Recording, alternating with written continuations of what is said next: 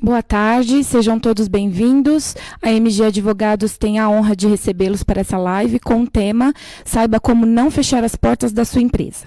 MG Advogados, empresa com mais de 25 anos de experiência, especializada no direito empresarial, vasta carteira de clientes nos segmentos de varejo, indústria, comércio e serviços, com unidades em São Paulo e Rio de Janeiro.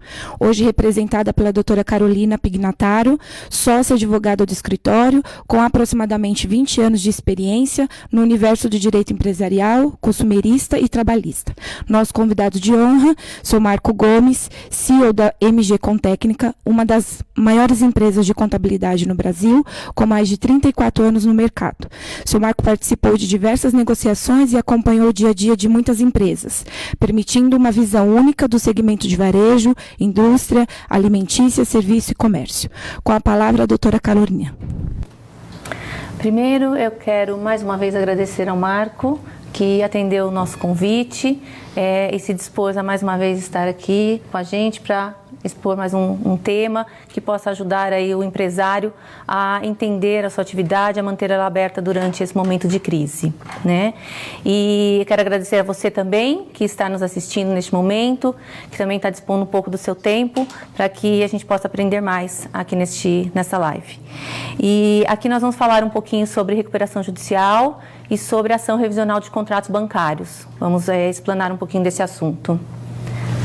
Então, Carol, há muitos anos que eu trabalho no mundo empresarial e foi criado um mito que a recuperação judicial é o fim, né? Alguém falou, é melhor você entrar em recuperação judicial. O cara já pensa, não, acabou tudo. Então eu queria que você falasse um pouco sobre recuperação judicial, os temas que você achar que deve abordar desse assunto. A recuperação judicial, ela é vista por muitos como um grande problema, uma grande dificuldade. Às vezes as pessoas chegam, quando fala recuperação judicial, chega muito perto da falência, né? Mas não é assim.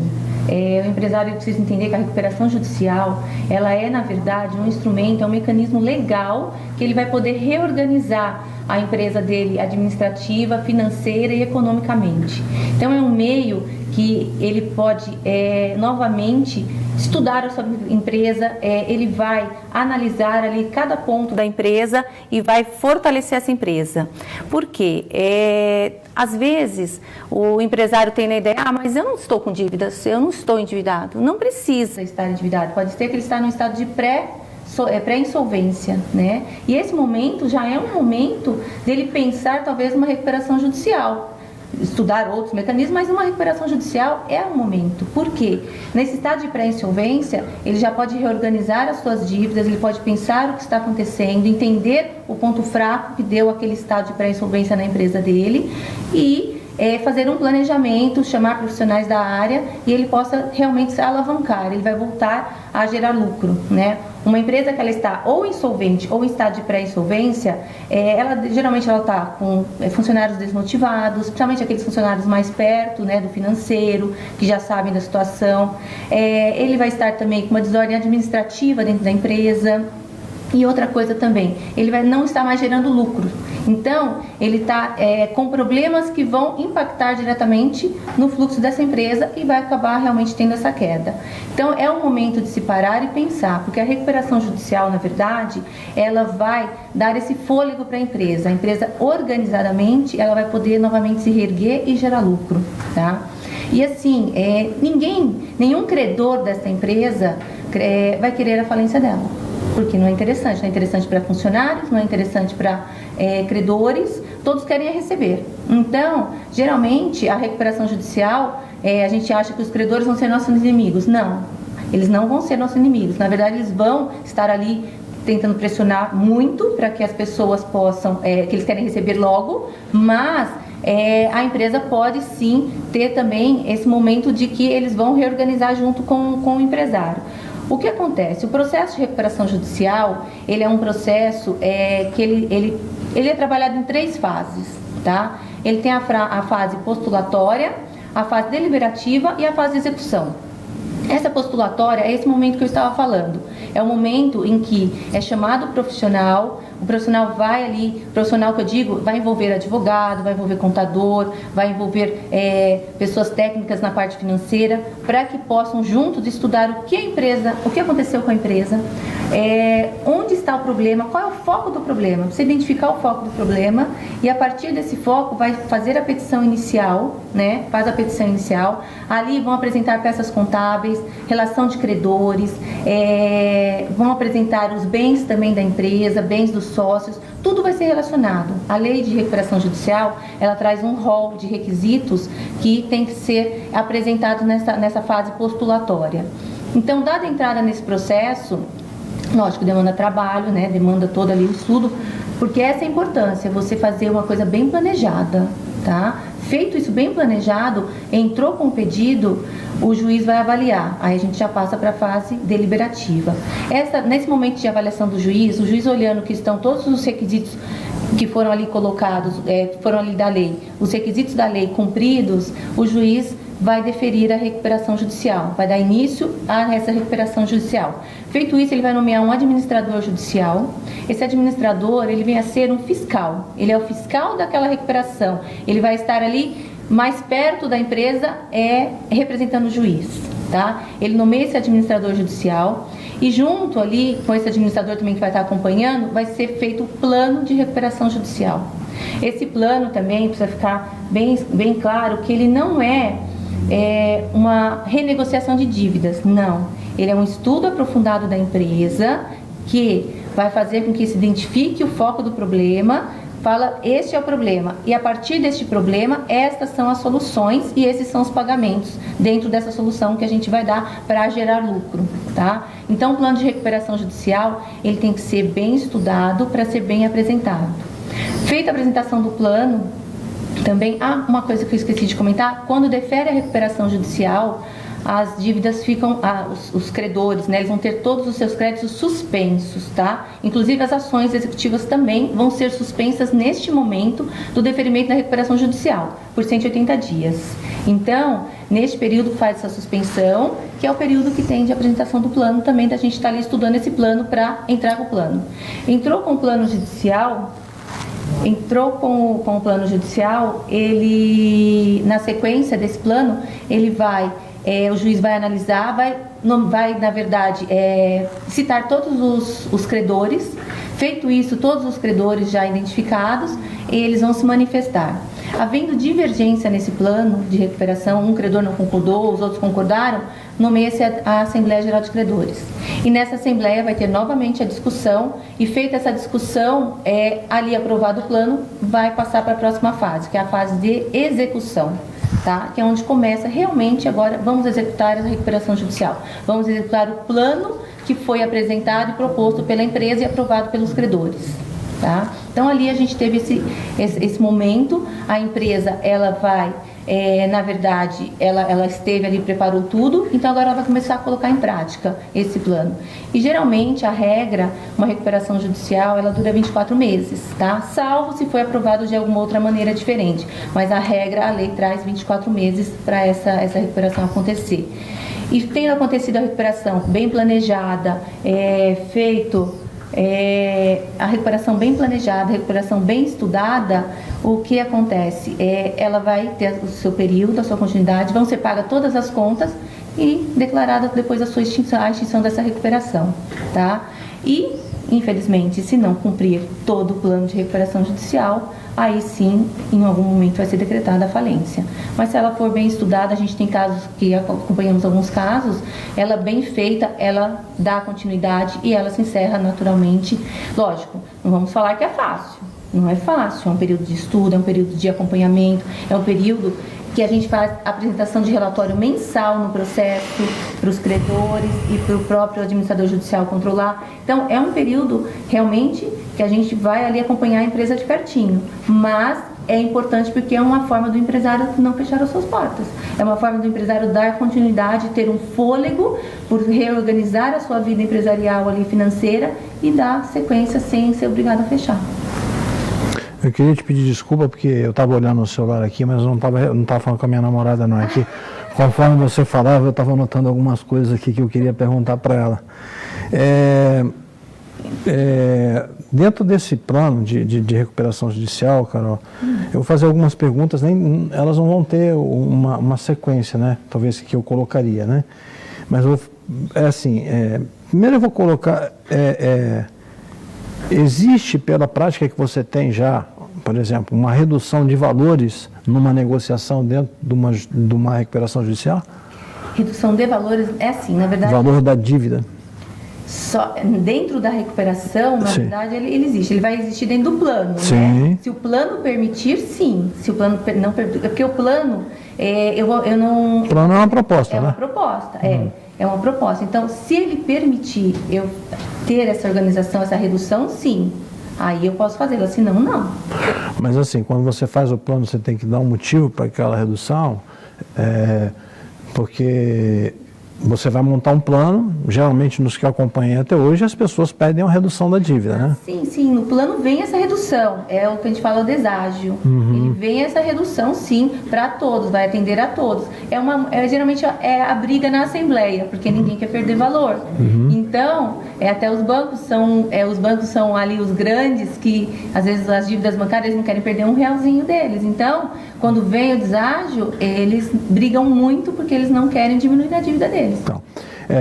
Então eu posso crer que o plano de ação seria tipo uma negociação. Você faz um plano de ação pedindo um deságio maior para depois provocar uma assembleia de credores e na assembleia de credores a gente sai para negociação, é isso? A assembleia de credores é uma negociação, uma troca ali de conversa com todos os credores para chegar num ponto comum, falar, olha, eu vou pagar tanto com esse deságio e tantas parcelas. Nas experiências que você tem, no débito bancário, você poderia me dizer, aproximada, lógico, que é caso a caso, negociação a negociação, depende do juro que foi praticado, quantos por cento uma dívida de banco pode até, de quanto a quanto ela reduz? Mínimo quanto e máximo que você já experimentou até hoje, quanto? Olha, do banco, é que o banco, ele vai, sendo aprovada a recuperação, ele vai ter que seguir aquele determinado. Se for 10 é 10, se for 20 é 20, 50 vai ser 50. E na negociação ele não mexe com juros? Não, nessa negociação não, vai ser dentro da recuperação judicial, é o que foi no plano especificamente. Então se o juiz... Não tem outro... Se o juiz aprovar eu pedir 90% de redução do custo de banco, ele é obrigado a aprovar? O banco é obrigado a aprovar a recuperação. Se foi aprovada aquela recuperação dentro daquele plano de recuperação, ele é obrigado a colher. Tá, mas é lógico que o juiz já é um juiz de carreira, ele já tem um número na cabeça. Na verdade vai estudar a empresa, né? Certo. Vai ser estudada a empresa ali. Mas você não quer se comprometer um pouco para dizer o mínimo máximo? Então eu vou dizer, gente, olha, eu acho que, assim, eu não sou advogado, mas as experiências que eu tenho, a dívida de banco, ela cai de no mínimo... Não vou ser arrojado, de 50% a 70% do valor principal. Tem empresas, até grandes empresas aí, que não é o caso disso que a gente está falando aqui, que entram com recuperação só para ter esse desconto. Tá? Agora, e com fornecedores não é às vezes no mesmo índice, até porque né, fornecedor não pratica, na dívida de fornecedor não tem juros, na de banco tem. E geralmente é bem abusivo, tá, gente? Se tem alguém que gosta de juros, é banco. Então, estou falando por mim, eu costumo dizer que eu não sou advogado nem pastor, então eu posso falar o que eu quiser, porque eu não sou nem advogado, nem pastor, nem padre. Né? O que eu estou falando aqui nada é a mesma coisa. Mas o que eu tenho visto acontecer, Carol, é assim, o advogado, esse que é o problema do advogado, ele não pode se comprometer porque o que ele fala tem que ser exato. Né? Quando você fala, os bens dos sócios, você entrou com o plano de recuperação, ele foi aprovado. Alguém pode ainda executar os bens dos sócios? Nesse período da recuperação, não. Fica tudo suspenso durante 180 dias e depois, 180 dias, e depois a gente tem o período dos 2 anos da recuperação judicial. Certo. Então, está suspenso isso. Ele não vai ter execução desses bens dele. Tá? E assim, na recuperação judicial também, vale falar o quê? Vamos supor que foi dado algum bem em garantia em algum contrato, geralmente contrato bancário, tá? Esse bem dado em garantia no contrato bancário, ele não se submete à recuperação judicial, tá? Ele não entra, ele não vai ser discutido, ele não entra como compondo bem para recuperação judicial. Ele é daquele credor que ele foi dado em garantia, Tá? Então, um contrato bancário que foi dado esse bem, um imóvel em garantia, este imóvel, o credor dele é o banco e é do banco, não entra na recuperação judicial. Geralmente ele está já, vocês têm um nome para isso, ele só vai passar a escritura e tirar do nome do cara. É a alienação fiduciária. Tá. Que geralmente os bancos bloqueiam o imóvel 5 vezes o valor da dívida, mas tudo bem. É que eu adoro o banco. E assim, no plano de negócio, agora eu vou falar como empresário. No que eu tenho visto hoje em dia aí, e até tem uma cara que eu acho que está me assistindo aí, teve um amigo meu que me relatou que já não era cliente meu, e me relatou que talvez fosse entrar numa recuperação judicial. Da mesma forma que eu acho que o jurídico melhor é o jurídico preventivo, né? Por isso que eu sempre pergunto e vou perguntar para a Carol e ela vai dizer qual é o momento, né? Nós estamos num momento de pandemia aqui. Qual é o momento do advogado trabalhista, por exemplo, atuar? É depois da pandemia, que todo mundo põe no pau? Não, é agora. Para ele orientar o empresário como fazer as coisas, para quando ele for acionado lá na frente, ele já tem um respaldo jurídico para isso. A mesma coisa vem na recuperação judicial. Eu tive um caso aqui, porque assim, eu falo para vocês, o mais importante da recuperação judicial acontece antes da recuperação judicial. É o planejamento dela. Né? Por isso que a Carol aconselha quem está em pré-solvência, ainda não está em necessidade, ele já começar a preparar o seu plano para a recuperação judicial. Que mesmo quem não conhece do direito e não conhece do contábil, ele sabe que todo mundo fala por aí que o problema de uma recuperação judicial é que os fornecedores forçam ele a cortar o crédito dele. Porque essa impressão que o empresário tem que todo mundo vira inimigo dele, não é verdade em aspas, né? Porque o que acontece é o seguinte, geralmente o vendedor, ele é muito amiguinho do comprador ou do dono da empresa. Então tem 3 tapinhas nas costas para vender. Na hora que você vai para a recuperação judicial, aqueles tapinhas nas costas acabam. Você não vira inimigo dele, mas você não é o melhor amigo dele, porque ele vai ter que entrar em quantas vezes, doutora, que se parcela geralmente? A recuperação? Então, ela tem um período de 2 anos, é a regra, mas pode ter... Mas no plano de negócio a gente pode colocar em até quantas vezes? Tem limitação de vezes o pagamento? Não, vai ser o acordo da Assembleia. Então você coloca geralmente os caras colocam em 100 pagamentos. Então imagina um fornecedor uma mercadoria e tal. E o que eu tenho falado para os meus clientes que entram com recuperação judicial, que ele tem que primeiro saber o seguinte, cara, quem gosta dele é a família dele. Geralmente não passa muito de mulher e filhos, tá? Aqueles tapinhas nas costas ele tem que esquecer.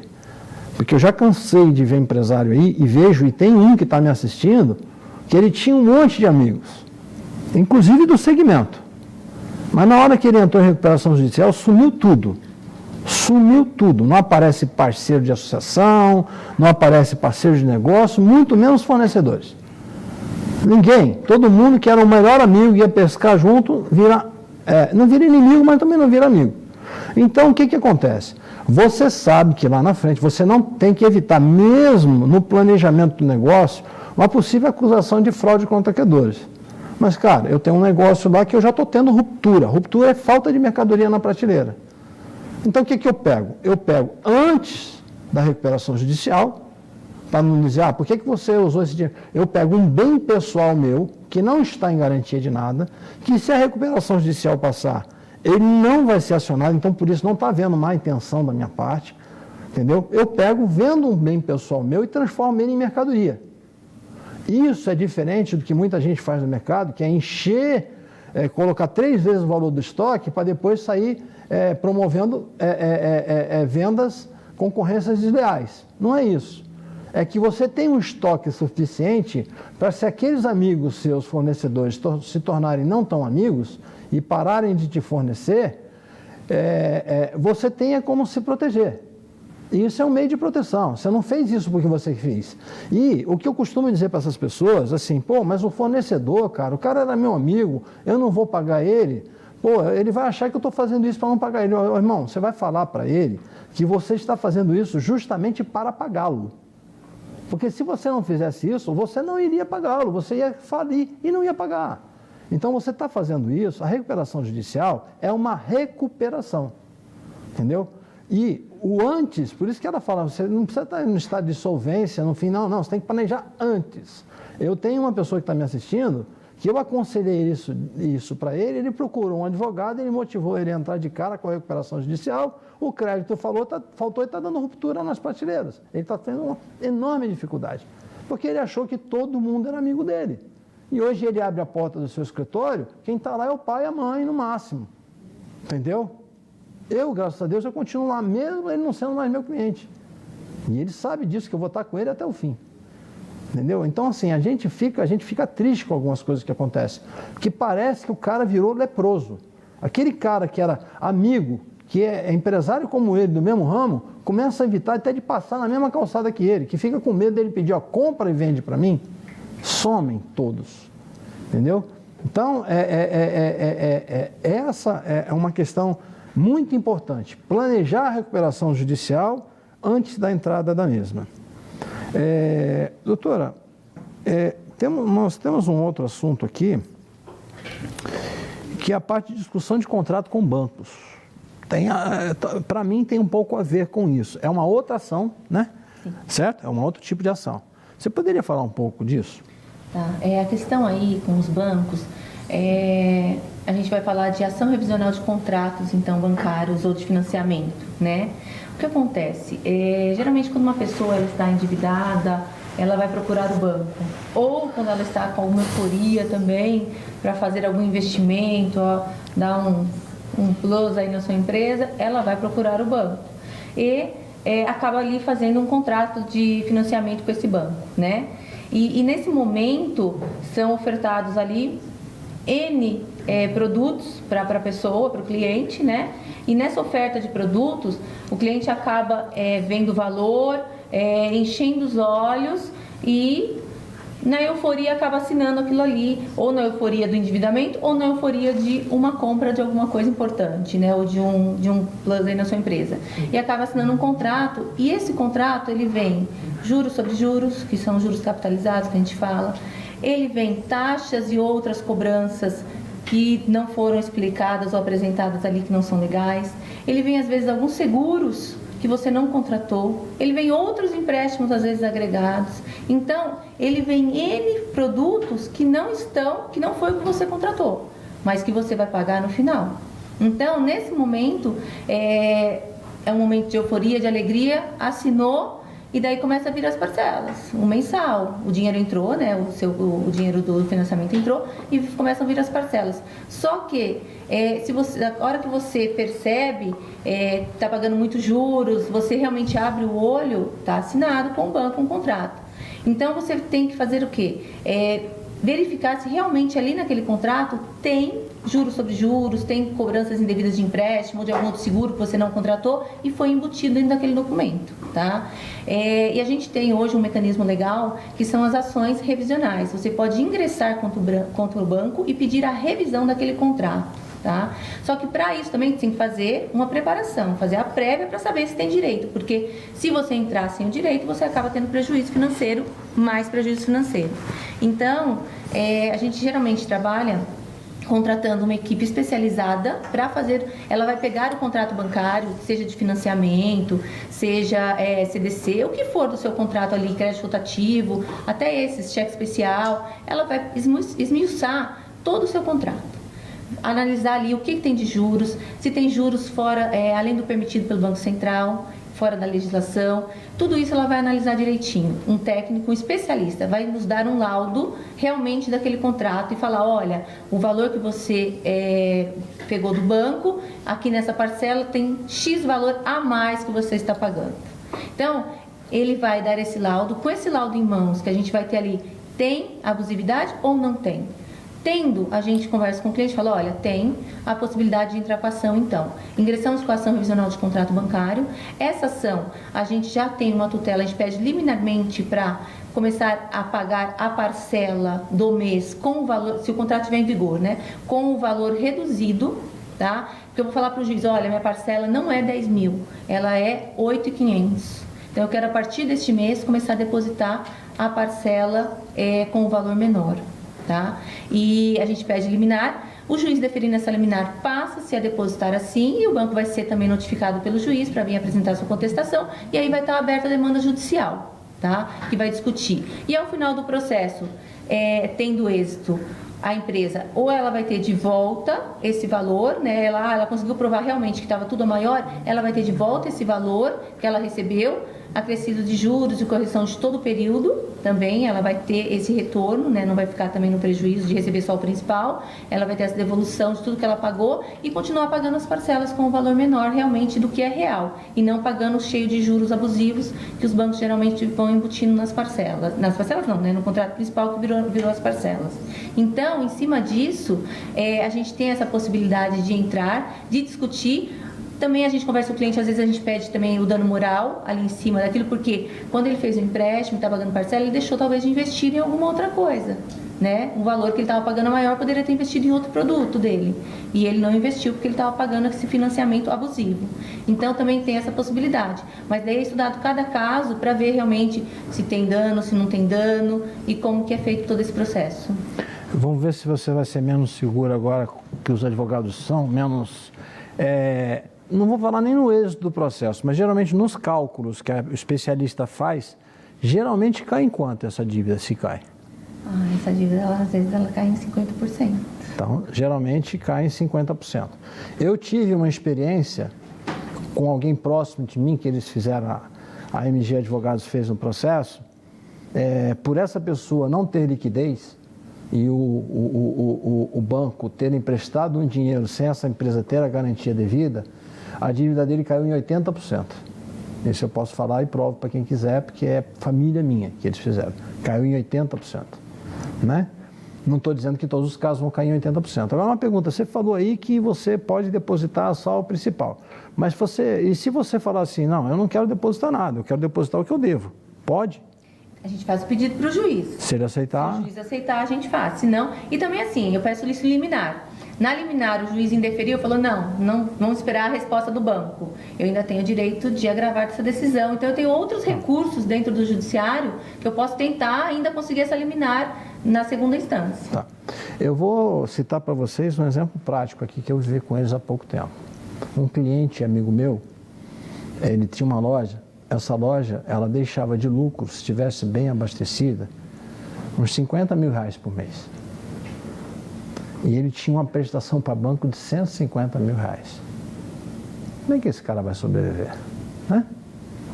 Eles entraram com essa ação revisional, né? A gente pediu o não pagamento, parte o juiz fez. Eu sei que os números não eram bem isso. A empresa dava 70 mil de lucro e a prestação dele era 120, entendeu? E o que aconteceu é que assim, a prestação dele foi para 40.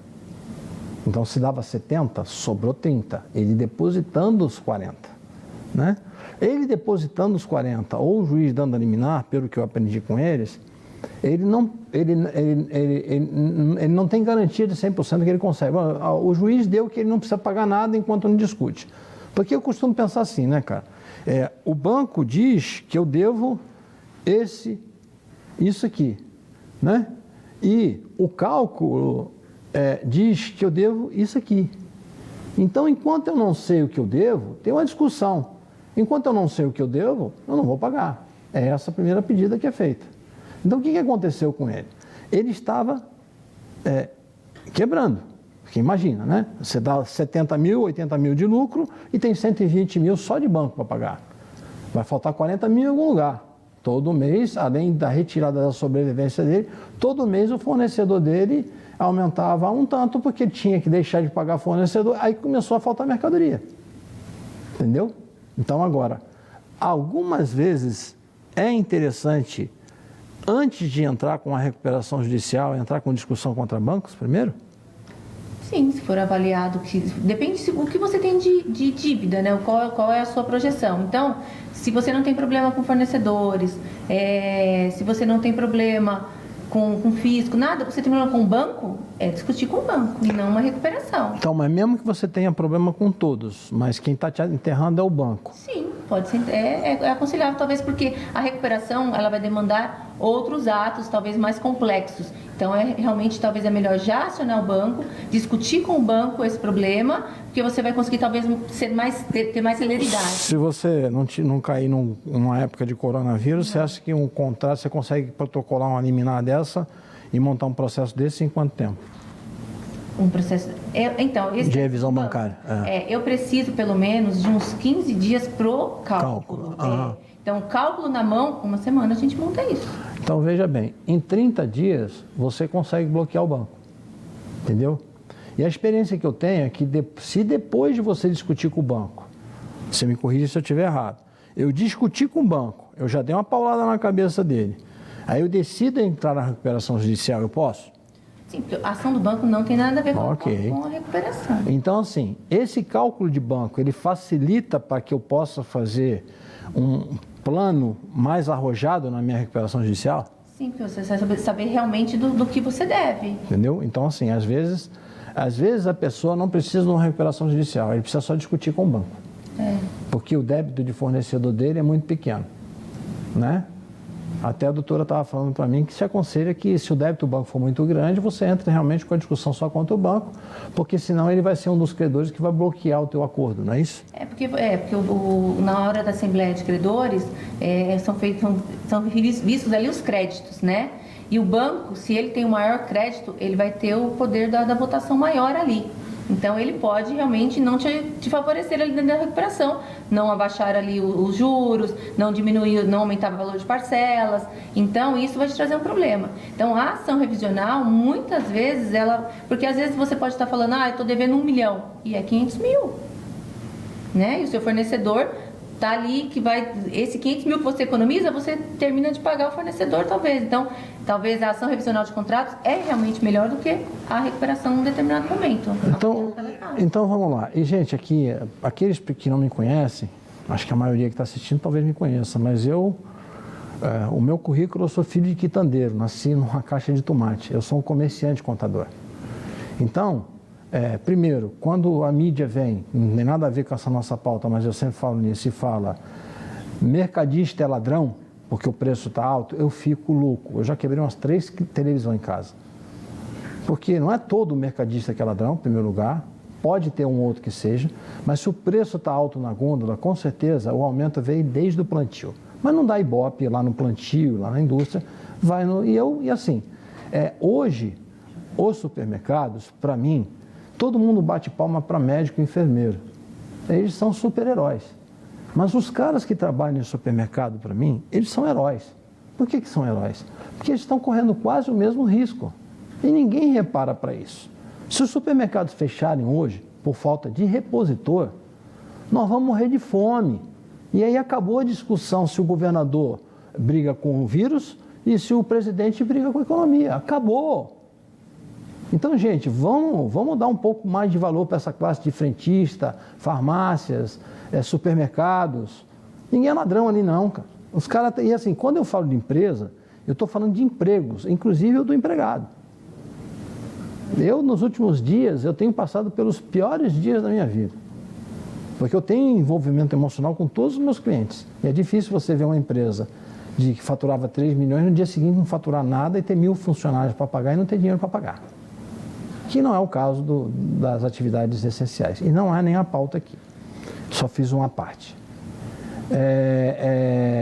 O que eu queria falar, fazer um apanhado disso que a gente falou até agora, trazendo para a prática do empresário, né? E agora eu vou tomar a liberdade, doutora, de aconselhar como empresário que conhece um pouco de recuperação judicial, não tanto quanto a doutora, não sei executar isso, sem me procurar falar, entra com ação judicial para mim, eu não sei nem... Primeiro que eu comecei o curso de Direito 3 vezes, parei porque eu escrevo assim com C de cebola, entendeu? Então, assim, é complicado o negócio, o meu português é bem complicado. Mas, assim, dentro de um plano, você primeiro olha o teu estoque, ele não está lá essas coisas. Você já tem uma dívida grande com fornecedores, você tem uma dívida grande com o banco, não venda nada da empresa para transformar em produto, que isso pode dar a entender que você está querendo fraudar o teu credor. Pegue alguma coisa pessoal sua, que dentro de uma recuperação judicial ela não vai ser atingida, que não foi dada em garantia, venda e reforce seu estoque. Isso não é má intenção, Tem muita gente que talvez vai, ele está ensinando os caras a inchar o estoque para poder entrar com a recuperação. Não, eu estou ensinando os caras a sobreviver para te pagar, irmão. Para pagar você, banco, para pagar você, fornecedores. E principalmente os funcionários, que não tem nada a ver com isso. Então ele vai pegar, olha só, a doutora falou aqui que o bem pessoal dele, que não foi dado em garantia, numa recuperação judicial, ele não entra em risco. Então ele poderia deixar o bem dele lá, tentar conversar mais com o fornecedor, arrancar um dinheiro a mais com o fornecedor. Não. Vende um bem pessoal teu e prepara o teu estoque. Enche bem o teu estoque. Se cortarem o teu crédito, você não vai passar necessidade. Depois disso, de você inchar teu estoque, ou antes disso, entra com uma discussão com o banco, se for o caso. Se a tua dívida com o banco for muito alta, entra com a discussão, porque pode ser que a discussão com bancos você já peça uma diminuição na tua parcela, já viabiliza o seu negócio, né? Mas aí ele pode querer me negativar meu nome, ele pode querer, se ele vai conseguir é outra coisa, porque pode ser embargado, né, doutor? Se houver um pedido, se a liminar tiver sido solto. Então, geralmente, uma recuperação judicial, e gente, a recuperação qualquer um, eu costumo dizer que a vida empresarial é uma escada rolante, ela está descendo, você está subindo. Chega uma hora que você não consegue subir mais. Cara, ontem, o ministro da Saúde, ele foi muito feliz em falar uma coisa. Ele conseguiu ter uma fala que ele não se complicou nem com governadores e nem com o presidente. Ele falou, eu não estou aqui, eu sou um profissional da medicina, mas eu não estou aqui representando a medicina. Eu estou aqui representando pessoas. Eu estou aqui representando brasileiros. Então, quando você fala de pessoas e de brasileiros, nós temos um vírus que mata. E ninguém pode dizer isso, palavra dele, que sabe o quanto ele vai matar e quando vai chegar o top dessa pandemia. Mas eu não estou aqui representando guerra contra um vírus. Eu estou aqui representando pessoas. E representar pessoas quer dizer outros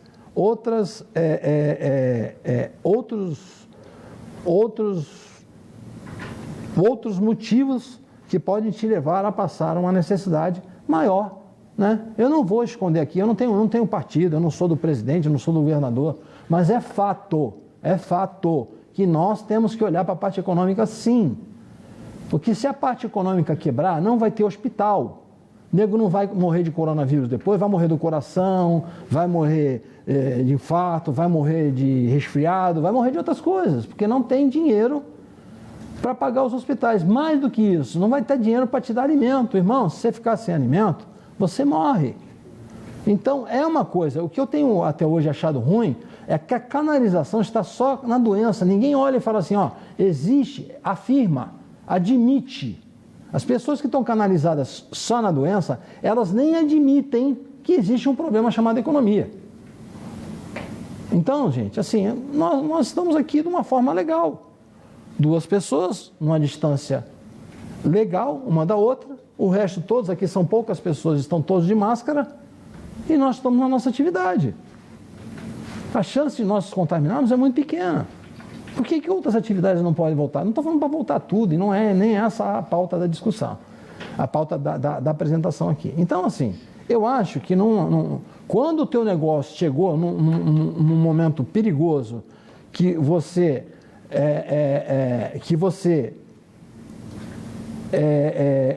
fica numa situação que você vê que lá na frente você pode entrar numa insolvência, você tem que tomar atitudes antes, certo? Vender um imóvel, fortalecer teu estoque, não para ter perda no estoque para ficar muito grande e tal, calibrar a sua empresa, entrar com discussão contra banco, e depois, se for necessário, entrar com a recuperação judicial. A partir do momento que ela foi aprovada e a sua reunião de credores foi feita, é vida nova, é só um planejamento orçamentário que você tem. E vou dizer uma coisa para vocês, 90% dos fornecedores, depois que você pagou a terceira parcela, isso eu estou falando com experiência de vida, você pagou a terceira parcela da recuperação judicial, eles voltam a vender para você. O que eles querem fazer é vender. Entendeu? Então, eu acredito muito, primeiro, nessas ações contra banco. Porque os juros que os bancos cobram, agora o nego vai lá discutir uma reforma tributária que vai tirar o IOF. Pô, parabéns! Vai tirar o IOF, um imposto de banco, né? Então, assim, que eles pagam nas operações entre eles mesmos. Então, é para favorecer, não é o IOF que você paga no seu empréstimo, é para favorecer o banco.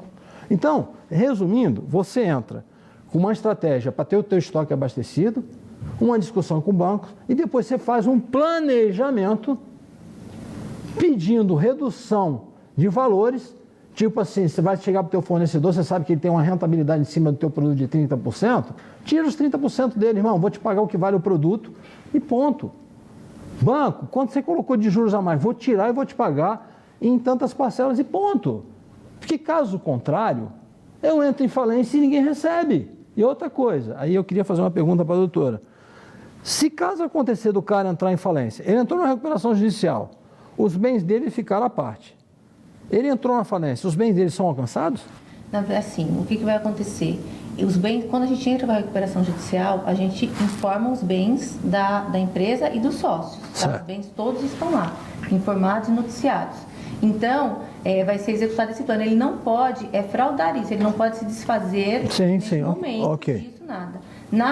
Se falir também, o que vai acontecer? Se ele não deu sequência, aí faliu, esses bens, vai ser avaliado o capital da empresa, vai ser avaliado se não teve nenhuma fraude nesse processo, nada disso, aí sim vai ter a garantia deles. Se teve fraude ou se foi constatado algum problema, alguma irregularidade, aí os bens dele correm risco. Mas se não houver fraude, não? Não, se ele trabalhou direito, assim, o juiz vai ver também a origem, de onde saiu o dinheiro para comprar todas as coisas. Ele já tinha antes. Então, não. Aí não, mas se teve alguma irregularidade, sim. Sim, é lógico que os advogados, se eles forem apoiados pelos advogados da MG, advogados, eles não vão fazer nenhuma fraude contra credores, que inclusive isso dá cana, entendeu?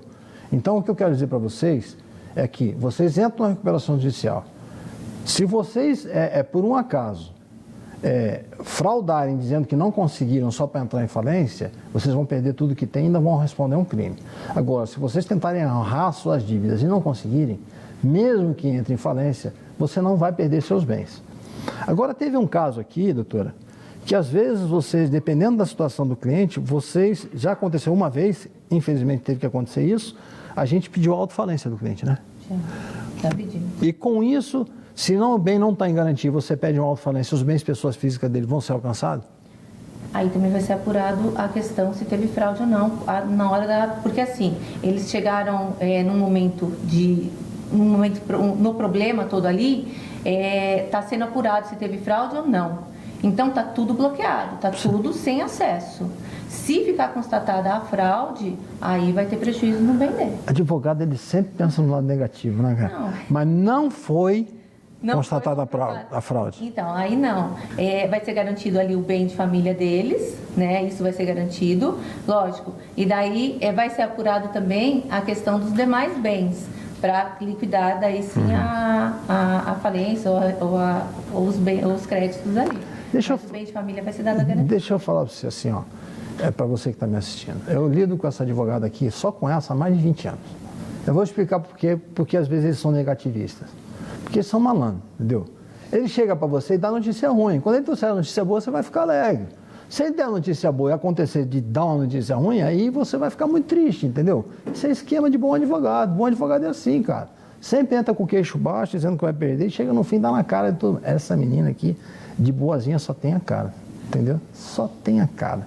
E o jeito de cruzar as pernas. O resto, entendeu?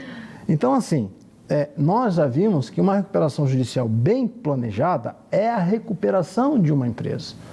É a proteção do seu patrimônio que não teve nada. Às vezes é patrimônio que você recebeu em herança.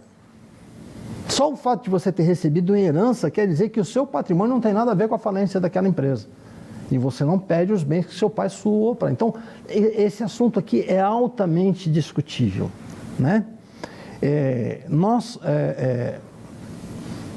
A respeito dessa pauta, da minha parte, eu queria aproveitar mais, já que a gente conseguiu ter ainda 15 minutos aqui, eu queria ver com a doutora, nesse momento que a gente está, a gente tem que discutir tudo.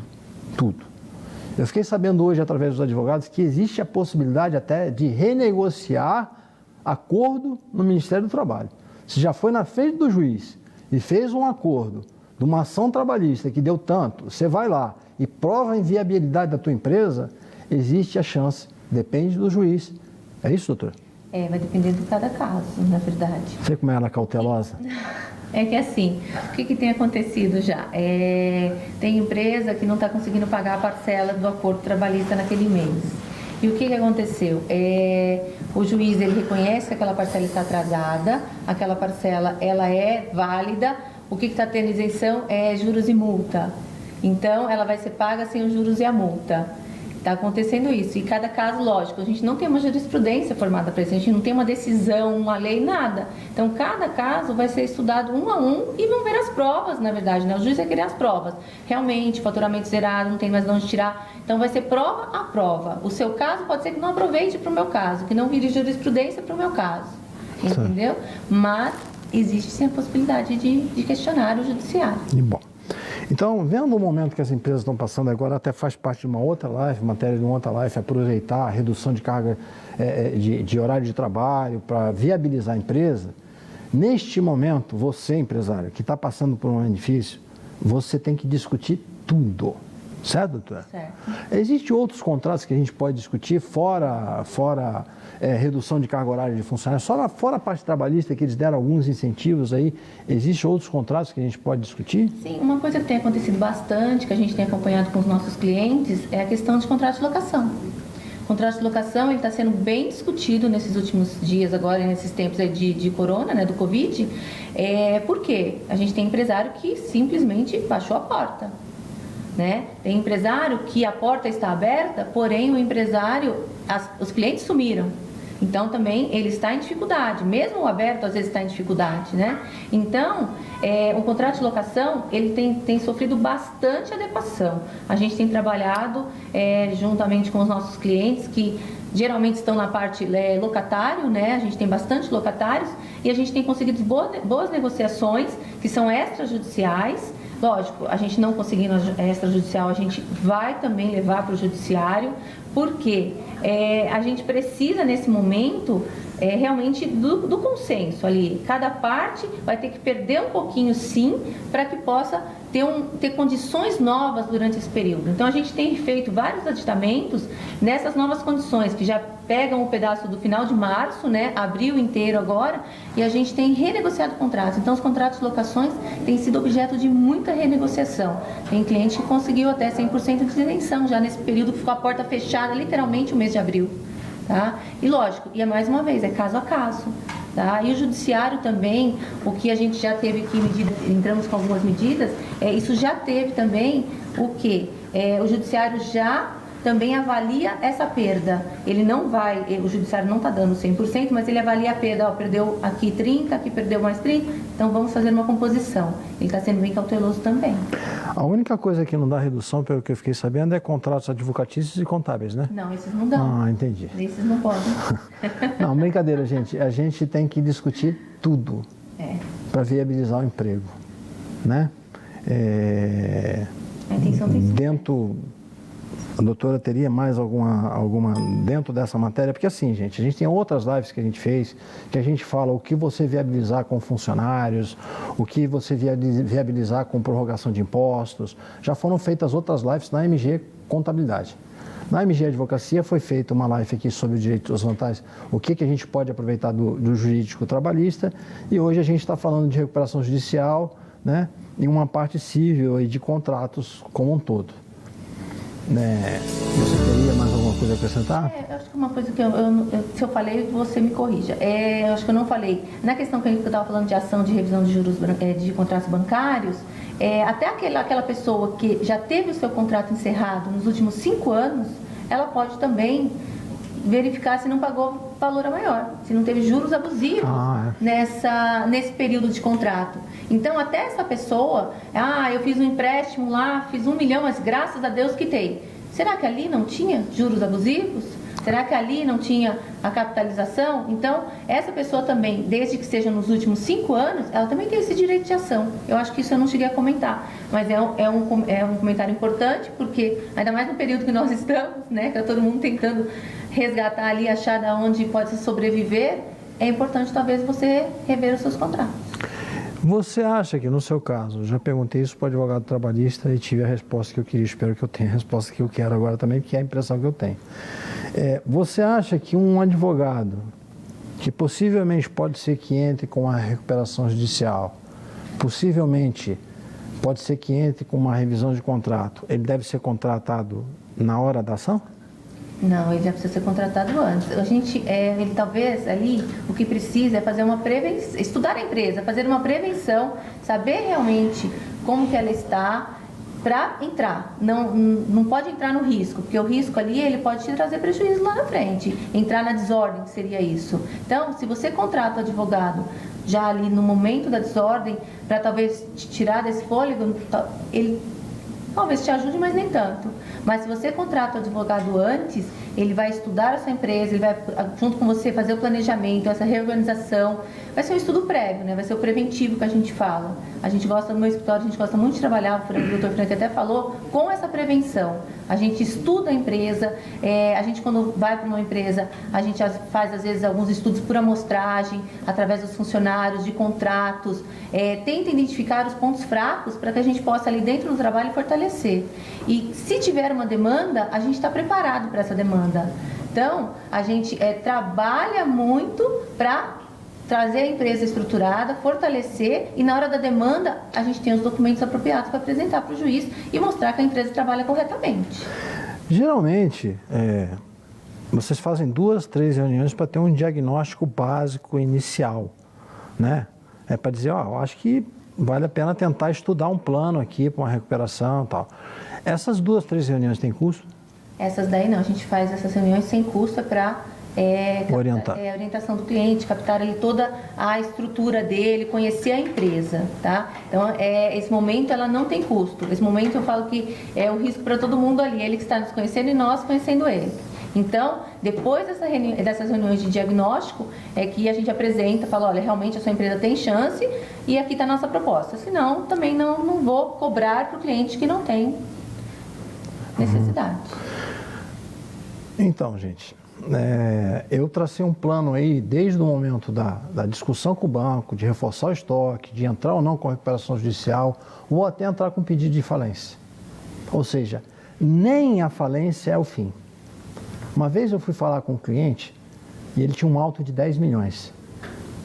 E eu fui obrigado a ser sincero com ele, não vim aqui falar o que o senhor quer escutar. Eu tive que falar para ele, olha, e ele chorava muito, já tinha tentado suicídio 2 vezes. Ele tinha um auto de 10 milhões da Receita Federal, que depois eu consegui reverter esse auto em 900 mil reais, com a ajuda do contador dos contadores, do advogado dos advogados, um cara chamado Jesus Cristo, porque eu não tinha capacidade de fazer aquilo. Teve uma intervenção divina ali, né? Foi de 9 milhões para 900 mil. Mas quando eu abordei ele, não tinha certeza, como não ia ser eu que ia reverter o quadro, ia ser o advogado dos advogados, eu não tinha certeza do que ia acontecer. Então, fui bem sincero com ele. E eu guardei isso para mim, toda vez que alguém senta na minha frente e eu não tenho solução para o caso dele, eu uso essa fala. Porque essa fala é uma verdade, e eu sei que aquelas pessoas que eu conheço, que estão aqui comigo, acreditam nisso, e eu sei que você também acredita. Se você está numa situação tão difícil agora, nos procure. Se você vai virar cliente ou não, não importa. Essas 2 companhias estão aqui para ajudar o próximo, para fazer o que Jesus Cristo nos ensinou a fazer. Mas nesse caso aí, gente, olha que legal. Na hora Deus me deu uma palavra de conforto para esse cara que eu não tinha, porque eu achava que eu ia perder os 10 milhões. Eu falei para ele, senhor fulano, na hora eu tive a ideia de falar para ele, o senhor crê em Deus? Ele falou, eu creio. Tá bom. Então, vou voltar nisso depois. O senhor falou, se o senhor tomar o auto de 10 milhões, o senhor vai perder o prédio da sua distribuidora, o senhor vai perder os seus caminhões, o senhor vai perder o seu sítio, o senhor vai perder as suas 2 casas na praia, o senhor vai perder as suas casas alugadas. E cada vez ele e a mulher choravam mais. Tinham síndrome do pânico. Mas no fim eu falei, seu fulano, olha bem e pensa no que eu vou te falar. Pensa. Se acontecer tudo isso, você perder tudo isso, você vai perder a sua fé em Deus? Ele falou, não. Você vai perder a sua família? Ele falou, não. Você vai perder a capacidade que Deus te deu? Ele falou, não. Você vai perder a esperança na volta de Cristo Jesus? Ele falou, não.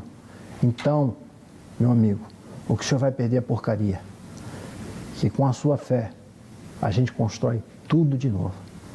Seja qual for a sua situação hoje, meu amigo, mesmo que você esteja num leito com coronavírus, Deus, até para isso, tem a solução. Mesmo que você venha a falecer, Deus, até para isso, tem a solução. Você não está sozinho. Como eu sou muito próximo da MG Advogados, eu posso dizer que existe 2 companhias que estão com você. Você pagando os honorários ou não.